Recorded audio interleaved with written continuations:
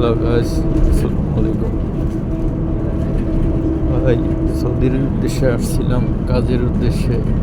তো নতুন মানুষ আইসা তো ভাই পুরো বিপদে পড়ছি।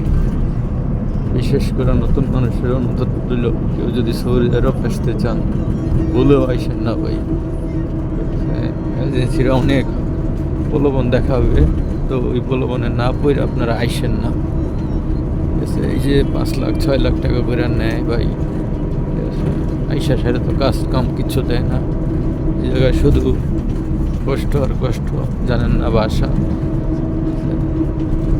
তো দয়া করে কেউ সৌদি আরব আইসেন না, দালালরা অনেক প্রলোভন দেখাবে।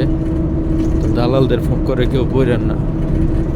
দালাল মাধ্যমে এজেন্সি আছে, এজেন্সিরা অনেক প্রলোভন দেখায়। আইসেন না ভাই, সৌদি আরব আইসেন না। যদি পারেন অন্য কান্ট্রিতে যান, সৌদি আরব অন্তত আইসেন না।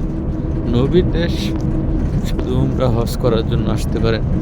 তো এছাড়া কাজের উদ্দেশ্যে কেউ সৌদি আরব আইসেন। বললাম, কথাটা যদি ভালো লাগে শুনেন, না হলে শুনেন না ভাই, আপনাদের ইচ্ছা। আসসালামু আলাইকুম।